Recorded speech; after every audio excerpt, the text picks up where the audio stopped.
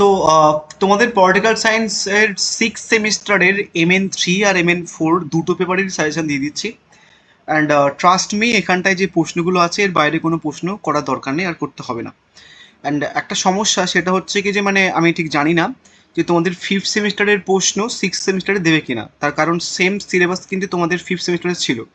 তো ধরে নিচ্ছি ক্যালকাটা ইউনিভার্সিটির চরাচরিত যে স্বভাব বা রীতিনীতি, যে লাস্ট ইয়ারের প্রশ্ন একই সিলেবাসের পরের বছরে দেয় না, বাট ওটা ফিফথ সেমিস্টার, ওটা সিক্স সেমিস্টার। যদি আগের বারের প্রশ্নটা তোলে, মানে ফিফথ সেমিস্টারদের প্রশ্ন তোমাদের দেয়, তাহলে যে প্রশ্নগুলো এক্সট্রা রেখেছি দেন সেগুলো কাজে লাগবে। তোমরা বেসিক্যালি সেগুলো 5 মার্কসের জন্য করে যাও ফর সেফ সাইড। আদারওয়াইজ প্রথমের যে প্রশ্নগুলো আছে 3 থেকে 4টে প্রত্যেক কটা মডিউল থেকে, শুধু সেই প্রশ্নগুলো করে গেলে হবে। একটা কথা বলছি তোমাদের, বেসিক্যালি যদি ক্যালকাটা ইউনিভার্সিটি ফিফথ সেমিস্টারের প্রশ্ন না তোলে, তাহলে প্রথম মানে প্রত্যেক কটা মডিউল থেকে প্রথম যে 2 থেকে 3টে প্রশ্ন আছে ওইগুলো করলেও কিন্তু হবে। আই থিঙ্ক ব্যাপারটা বোঝাতে পারলাম।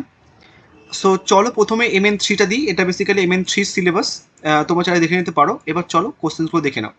এই যে প্রশ্নগুলো 5 মার্কসের জন্য আছে, এই সবগুলো প্রশ্ন বেসিক্যালি তোমরা 15 মার্কসের হিসেবে করে নিচ্ছ, আমি সেইভাবেই রেখেছি। এগুলো জাস্ট নর্মালি দেখে নাও যে প্রশ্নগুলো, বড় যে প্রশ্নগুলো দিয়েছি সেই বড় প্রশ্নগুলো ভেঙে কীভাবে ছোট হিসেবে আসতে পারে, এগুলো জাস্ট দেখে নাও। এগুলো একটাও করার এখান থেকে দরকার নেই, বুঝা গেছে? বাট শুধু এখান থেকে এই মোর্চা রাজনীতি দেখতে পারো, আর কিছু এখান থেকে দেখা দরকার নেই। 5 মার্কসে যেগুলো দেখতে হবে সেগুলো আমি বলে দিচ্ছি, এগুলো একটাও এখানটায় দেখা দরকার নেই। 5 মার্কসে যেগুলো দেখতে হবে সেগুলো হচ্ছে এইগুলো। যারা ইংলিশ ভার্সন, কাইন্ডলি তোমরা স্ক্রিনশট তুলে নিয়ে, আমি একদম এমনভাবে রেখে তোমরা স্ক্রিনশট তুলতে পারো যাতে, ঠিক আছে? তো এই যে প্রশ্নগুলো আছে, এই প্রশ্নগুলো হচ্ছে কি তোমরা একটুখানি স্ক্রিনশট মেরে নিয়ে 5 মার্কসের জন্য করো, 15 মার্কসের করা দরকার নেই, বুঝে গেছে? কী কী প্রশ্নগুলো করবে সেটা হচ্ছে কি, জোট রাজনীতি করবে 5 মার্কসের জন্য, আঞ্চলিকবাদের উত্থানের যে কোনো একটি কারণ। এই দুটো প্রশ্ন আমি তোমাদের বলছি করতে হবে কি না হবে। দেন তারপরে হচ্ছে কি তোমাদের ভারতীয় রাজনীতির সমস্যা, এটা করবে, আন্তঃরাজ্য পরিষদ এবং হচ্ছে কি তোমার জনকর্তৃকের ভূমিকা। প্রথমে একটুখানি বলে দিই, এই যে প্রথম দুটো প্রশ্ন, এই দুটো প্রশ্ন, এবং তারপরে হচ্ছে কি জাতীয় কংগ্রেসের মতাদর্শ, 3 নম্বর প্রশ্ন, এবং হচ্ছে কি যে এই প্রশ্ন 4 নম্বর প্রশ্ন, এই অবধি 5 মার্কসের জন্য দিয়েছি। আর এই যে 5 থেকে বাদ বাকি 8 অবধি প্রশ্ন আছে, এগুলো আমি এক্সট্রা প্রশ্ন হিসেবে রেখেছি ফর 15 মার্কস, বা 10 মার্কস বা 20 মার্কস। এগুলো যদি ওই ফিফথ সেমিস্টারের প্রশ্ন তোলো তাহলে কাজে লাগবে, আদারওয়াইজ লাগবে না। এগুলো 5 মার্কসের জন্য তোমরা করে নাও, মানে 5 থেকে 8 অবধি এগুলো 5 মার্কসের জন্য দেখে যাও। এগুলো কিন্তু যদি ফিফথ সেমিস্টারের প্রশ্ন তোলো তাহলে কিন্তু কাজে লাগতে পারে। তাহলে 5 মার্কস ক্লিয়ার। এবার আসি 15 মার্কসের প্রশ্ন হিসেবে। 15 মার্কসের প্রশ্ন হিসেবে কোনগুলো করবে দেখো, 10 বা 20 মার্কসের জন্য প্রথমে করবে হচ্ছে কি এই প্রশ্নটা, সমসাময়িক ভারতের রাজনীতিতে কৃষক সভাগুলির বা কৃষি সংগঠনগুলির ভূমিকা এবং কৃষি সংগঠনের ব্যর্থতার কারণ। নেক্সট মোস্ট ইম্পর্টেন্ট প্রশ্ন হচ্ছে কি ভারতের রাজনীতিতে শ্রমিক শ্রেণীর ভূমিকা, এবং তারপর হচ্ছে কি পশ্চিমবঙ্গের প্রধান রাজনৈতিক দলের মহাদর্শর ভূমিকা। এবং তোমাদের ডিটেল বলতে পারে যে পশ্চিমবঙ্গের তৃণমূল কংগ্রেসের ভূমিকা, বা একটি রাজনৈতিক দলের মতাদর্শ, বা পশ্চিমবঙ্গের দল ব্যবস্থার সংক্ষিপ্ত টিকা লেখো। যে কোনো একটা অ্যান্সার করে নেবে। শুধু কি করবে, যদি বাই চান্স পশ্চিমবঙ্গে তৃণমূল না আসুক, বিজেপি আসুক বা মানে কংগ্রেস আসুক, তোমরা জাস্ট ওই কংগ্রেস CPM চেঞ্জ করে দেবে, আদারওয়াইজ মহাদর্শর কর্মসূচি প্রায় একই ধরনের হয়, অতটা খেয়াল করার দরকার নেই, ঠিক আছে? নেক্সট আসতে হচ্ছে কি এই প্রশ্নটা 1990 থেকে দল ব্যবস্থার প্রকৃতি এবং পরিবর্তনশীলতার প্রবণতা সম্পর্কে একটি সংক্ষিপ্ত টিকা লেখো, বা বলতে পারে 1990 দশকে ভারতীয় জাতীয় কংগ্রেসের দল ব্যবস্থার মূল বৈশিষ্ট্য। এই 4 অবধি প্রশ্ন করলেও কিন্তু হবে। ওই যে একটা সমস্যা, আমি জানি না, জানো তো, তোমার যদি একটা পেপার হয়ে যেত তাহলে বুঝতে পারতাম। যদি ফিফথ সেমিস্টারের ওই গন্ডগোলটা না থাকতো, আমি তোমাদের 4টে প্রশ্ন দিতাম, 4টে ঘোড়ার ডিম ছাড়ো, আমি তোমাকে বলছি 3টে প্রশ্ন দিতাম, প্রথম 3টে প্রশ্ন, তাহলে কমন পেয়ে যেতে। বাট ওই একটা কারণের জন্য তোমাদের জাস্ট একটা প্রশ্ন আমি রেখেছি, সেটা হচ্ছে কি এই প্রশ্নটা, এটা করার দরকার নেই যদিও, লাস্টের দিকে জাস্ট নর্মাল দেখে যেও। এই প্রশ্নটা ভারতের যে কোনো একটি প্রধান জাতীয় রাজনৈতিক দলের মহাদর্শ, বা বলতে পারে ভারতীয় জনতা পার্টির মহাদর্শ এবং সামাজিক ভিত্তি, বা বলতে পারে রাষ্ট্রকেন্দ্রিক রাজনৈতিক দলের উত্থান সংক্ষিপ্ত বিবরণ দাও, ঠিক আছে? এই অবধি করলেও কিন্তু হবে। এবার এক্সট্রা প্রশ্নগুলো ওই যে বললাম, এই যে এক্সট্রা 3টে প্রশ্ন রেখেছি, এই 3টে প্রশ্ন বেসিক্যালি যদি ওই ফিফথ সেমিস্টারের প্রশ্ন তোলে, আমার যতটা মনে হচ্ছে যে ফিফথ সেমিস্টারের প্রশ্ন তুলবে না, যদি তোলে তাহলে এই 3টে প্রশ্ন কাজে লাগবে, আদারওয়াইজ লাগবে না।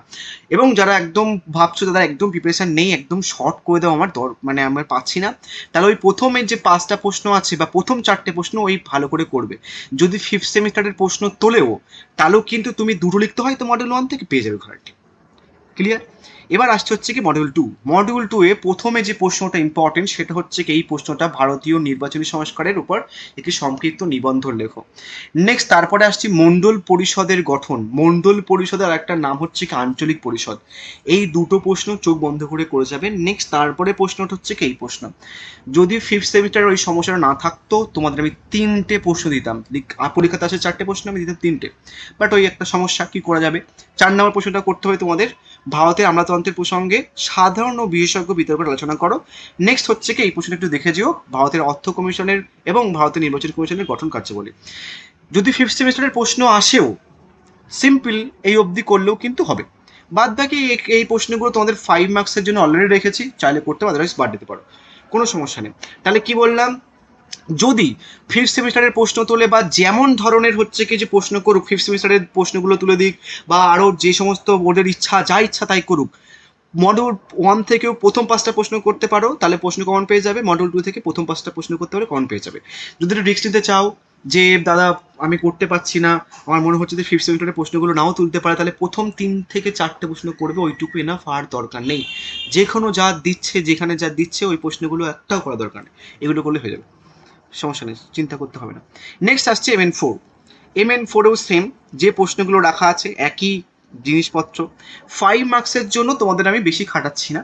5 মার্কসের জন্য MN4 বেসিক্যালি তোমাদের যে এক্সট্রা প্রশ্নগুলো রেখেছি ওই প্রশ্নগুলোই 5 মার্কসের জন্য করো, এবং সাথে এই কটা প্রশ্ন একটুখানি 5 মার্কসের জন্য দেখে যাও। বাট প্রথম 3টে প্রশ্ন শুধু, কৌটিল্যের দণ্ডনীতি, স্বরাজ সম্পর্কে গান্ধীজির ধারণা, মত প্রকাশের স্বাধীনতা সম্পর্কে রাজমোহন, এই অবধি করবে। এই প্রশ্নটা আমি বড় প্রশ্ন দিয়েছি, যদি করে নাও ওইখানটাই তাহলে এখান থেকে করতে হবে না। 3টে 5 মার্কসের প্রশ্ন ক্লিয়ার, আর একটা করার দরকার নেই। কি করবে মডিউল 1 থেকে, MN4 থেকে, মানে পলিটিক্যাল সায়েন্সের মাইনর 4-এর কথা বলছি, কৌটিল্যের কূটনীতি এবং সপ্তাঙ্গ তথ্য, এই দুটো প্রশ্নই কিন্তু তোমাদের দিতে পারে, একটা 10 মার্কস, একটা 20 মার্কস, এবং দিয়েছে। আমি তোমাদের বলি, এখানটা তো প্রিভিয়াস ইয়ারের প্রশ্ন দেখতে পাচ্ছ, 20 থেকে 2024 অব্দি প্রিভিয়াস ইয়ারের প্রশ্ন এখানটা আছে তোমাদের, প্লাস এই সেম পেপারের ইভেন দো ওপরের MN3 পেপারেও এই 2020 থেকে তোমাদের 2024-এর প্রশ্নগুলো আমি দিয়েছি, সাথে আরও দুটো প্রিভিয়াস ইয়ারের প্রশ্ন আমি অ্যাড করেছি। কি কি, একটা হচ্ছে কি অনার্সদের পেপার, একটা হচ্ছে কি এমডিসিদের পেপার। তোমাদের এই সিলেবাস আবার ফিফথ সেমিস্টারদের থাকলেও আবার হচ্ছে কি অনার্সদের ছিল, আবার এমডিসিদেরও ছিল, তো সমস্ত প্রিভিয়াস ইয়ারের কোশ্চেনগুলো ডিম্যাক্ট করে দিয়েছি, তোমাদের কোনো সমস্যা হবে না। তাহলে এখানে দুটো প্রশ্ন কিন্তু ঠিক আছে, কূটনীতি আর সপ্তাঙ্গ তথ্য, এই দুটো প্রশ্ন কিন্তু করবে। নেক্সট 3 নম্বর প্রশ্ন হচ্ছে কি মধ্যযুগীয় রাষ্ট্রচিন্তায় আবুল ফজল এবং ব্যারাউনির অবদান, ঠিক আছে। নেক্সট 3 নম্বর মোস্ট ইম্পর্টেন্ট প্রশ্ন এই প্রশ্নটা, এই প্রথম 3টে প্রশ্ন করলেও কিন্তু হবে, জাস্ট একটা প্রশ্ন একটু দেখে যাবে 4 নম্বর প্রশ্নটা, আর এখান থেকে আর কোনো প্রশ্ন করার দরকার নেই। এক্সট্রা হিসেবে দুটো প্রশ্ন দিয়েছি, যদি ওই ফিফথ সেমিস্টারের গন্ডগোলের জন্য যদি মানে কাইন্ড অফ হচ্ছে কি হয় তাহলে একটু অনেক সমস্যা হতে পারে, বাট দুটো প্রশ্ন এখান থেকে করা দরকার নেই, প্রথম একটা প্রশ্ন করতে হবে, ঠিক আছে। বাট একটা জিনিস তোমাদের বলে দিই, এইগুলো কিন্তু যদি 10 বা 20 মার্কসের জন্য না দেয় তাহলে কিন্তু 5 মার্কসের জন্য দেবেই দেবে। কেন বলছি, তার কারণ এই সেম সিলেবাসে কিন্তু পরীক্ষা হয়েছে অন্য অন্য অনার্সদের এবং এমডিসিদের, তাদের কিন্তু এসছে এরকম। তো তোমরা কিন্তু এইগুলো যদি বড় প্রশ্ন না করো তাহলে কিন্তু ছোট প্রশ্ন করে যাবে। এবার আসছে হচ্ছে কি মডিউল টু এ বিবেকানন্দের জাতীয়তাবাদ করবে প্রথমে, তারপর হচ্ছে রবীন্দ্রনাথ থেকে জাতীয়তাবাদ করবে। নেক্সট স্বরাজ সম্পর্কে গান্ধীজির ধারণা দিয়েছে অলরেডি, দেন তোমাদের সত্যাগ্রহ সম্পর্কে গান্ধীজির ধারণা, এবং এই অবধি করবে তোমরা, বুঝে গেছে। এবং তারপরে এই প্রশ্নগুলো যদি 15 মার্কসের জন্য করতে পারো তাহলে খুব ভালো, যদি না পারো তাহলে 5 মার্কসের জন্য দেখে যাবে। যেগুলো এক্সট্রা প্রশ্ন দিয়েছি সেগুলো 5 মার্কসের জন্যই দেখে যাবে, 10 বা 20 মার্কসের জন্য দরকার নেই তোমাদের, কিন্তু সেই কারণের জন্যই আমি কিন্তু 5 মার্কের জন্য রাখিনি। যে প্রশ্নগুলো দিয়েছি ঠিক যেমনভাবে দিয়েছি করে যাও, 4টে করে রেখেছি প্রত্যেকটা মডিউল থেকে, ওইগুলো করে গেলেও কিন্তু হবে, 100% কমন পেয়ে যাবে। যাদের মনে হচ্ছে যে এক্সট্রা প্রশ্নগুলো করবো করে যেতে পারো, এক্সট্রা প্রশ্নগুলো করলে 5 মার্কসের জন্য হেল্প হবে, সিম্পল কথা। সো থ্যাংক ইউ, কেমন পরীক্ষা হলো জানিও নেক্সট দিন।